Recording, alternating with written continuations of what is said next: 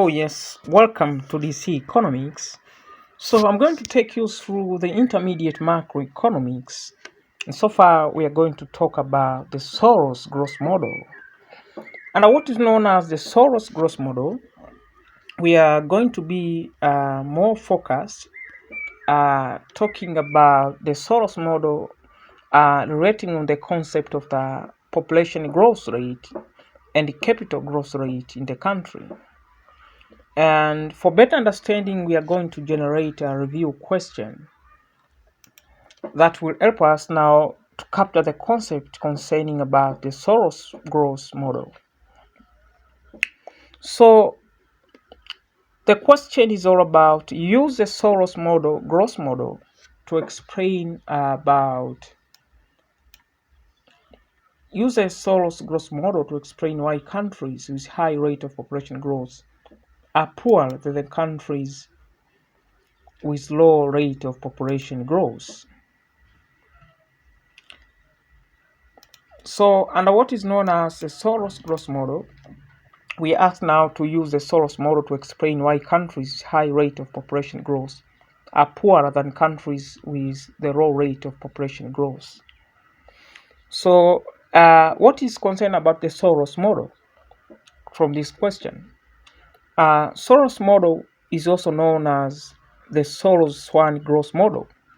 So this is an economic framework that explains the economic growth in terms of capital accumulation, population growth, and technological progress. So this can help to explain why countries with high rate of population growth tend to be poorer than countries with low rates of population growth. And so far is what the question concerns, that why countries high population growth rate are poorer than the countries with low rate of population growth. So the Solow'S swan model tries to explain this concept. So there are different assumptions under the Solow'S growth model, under what is known as the Solow'S model. The first assumption is that there is diminishing returns to capital. As an economy accumulates more capital, that the physical capital like machinery and infrastructures, the marginal productivity of each additional unit of capital decreases. Remember, as the economy grows, investment grows, different economic activities are run, operating in the given countries. Remember, the diminishing rate is actually decreasing. So the marginal productivity of additional unit of capital normally decreases. Also, the second assumptions under the Solow'S model is about the saving and investment. Remember, a portion of output is saved and invested, and this now leads to the capital accumulation over time. So a certain income that is generated by individual, there is a portion that is actually saved and the rest is invested. The third assumption is about technological progress. Under technological progress, technological advancements occurs over time, leading to increase in productivity and economic growth. So it assumes that other way now, if there is high population growth in the countries, remember, different ideas are established, different ideas are emerged. Also, technological become more advanced in that particular country. The first assumptions is under Solow'S model is about the population growth. Normal population grows at a certain rate, and actually there is increasing of rate of population in a given country or decreasing, but we're talking about the increase in population growth rate in the given country.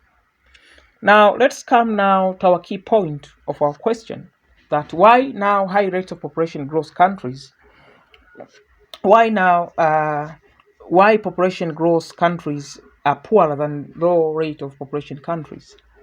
So in the context of Solow'S growth model, we consider now to answer the question that why now high rate of population growth countries are poorer than countries with low rate of population growth. So in the context of the Solow'S model, now let's consider the two countries, A and B country. To see now, the country A is the country that has got high population growth, and country B with low population growth rate. Now let's consider now to answer. Let's see on how now we can answer the question that why now the countries with high population growth are poorer than the low countries with low rate of population. the first reason we could talk is about the capital accumulation. Remember, country A has got high population, country B has a low population country. So under capital accumulation, both countries, country A that has high population and country B that has low populations, both countries initially experience a growth due to the capital accumulations. Now, however, now in this case of country A that has got high population growth, the increased labor force now may lead to higher savings and investment, which in turn now increases the capital stock. Now remember now, the accumulation now we are talking about, this capital accumulation now contributes, this capital accumulation normally contribute to the economic growth initially. But remember, this is a control made between the countries that has a low population growth rate. The second reason is about the diminishing returns. The Solow'S model assumes diminishing returns to capital.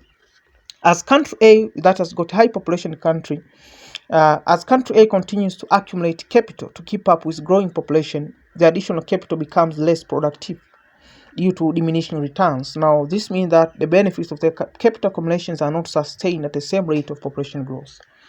So, as a way now, there's an increase in capital accumulations. Remember, the diminishing returns decreases because you cannot add something if there is something.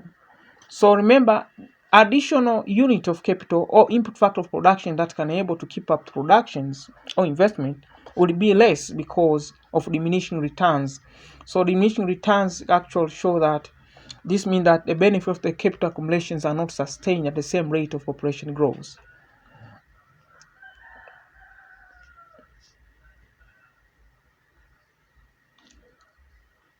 So the way you increase more capital, in additional unit of increasing of output, now it should happen to be there will be now a decreasing rate because high populations can enable that, but there will be a diminishing returns that decreases of diminishing returns in the economy. Third one is the steady state. In the long run, economies reach a steady state where the growth rate of output per capita stabilizes. So in the case of country A, due to its high population growth, it needs to invest heavily. It needs to invest heavily just to maintain the same level of capital per worker. So this makes it difficult for the economy to experience a sustained high output per capita growth. So in the long run, now economies reach a steady state where the growth rate of output per capita stabilizes. So due to high population now, it needs to invest even just to maintain the same level of capital per worker. So this becomes difficult for the economy that to experience high output per capita growth. Another reason is the raw output per capita. As a result now of the diminishing returns, to capital, country A may find it challenging to achieve high level of output per capita because the high population growth can lead to a situation where the economy struggles to keep up with the demand for the growing labor force. The way there is high population in country A is where now the demand increases, because if the country has got high population, it means it will be struggle enough to make sure it can fit the spending or what is actually required by people are made. So if there is high population, also demands become the problem because there will be more needs. There will be more needs of people than what is actually provided in the market, in the economy. So now this can result now to lower living standards and lower level of economic development in a particular country.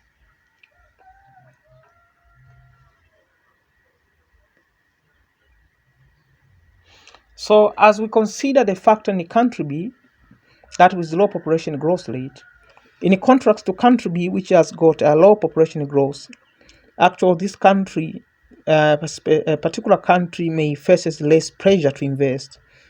So it will face less pressure to invest even in the new capital to accommodate a growing labor force. So this allows country B to experience more sustained growth in output per capita, as diminishing returns to capitals are not so severe. So remember now, a country with low population growth will face less pressure to invest even in capital in order to accommodate a growing labor force. And this means that if it has got low population growth, so even the investment will be low, even the demand will be low. So there will be a mechanism to boost that so as to go to the highest level of investment and high levels of demand. So actually there will be no decreasing of diminishing marginal utility, diminishing marginal, there will be no less marginal returns in a particular country, because there is a gap to increase and to make the economy sustain more and more. So that the reasons now why now the country's high population growth are poor, very poor than the country's low rate of population growth. So in summary, we may conclude that the Solow'S model explained that the countries with high rates of population growth can experience a challenge in maintaining high level of economic output per capita due to the need of the heavy investment just to keep up with population growth. So on the other hand, countries with low rates of population growth can focus on capital accumulation and technological progress. Now, this will lead to more sustained economic growth and higher living standards over time. So the great concept is that the reasons to why now the country's high rate of population growth are poorer than the country's low rate of population growth is that most of the time the country's high rate of population growth faces the issue of decreasing of marginal utility. Remember now, there is no gap to boost up investment, and there is no gap to boost up demand. And remember, because of that reason now, it becomes difficult now for those countries uh, to go. It will be difficult now for that particular country to achieve high rate of economic development or to revamp up from the poverty. After saying so, that's marked the end. Welcome to DC Economics. Don't forget to subscribe and watch on other videos. Bye bye.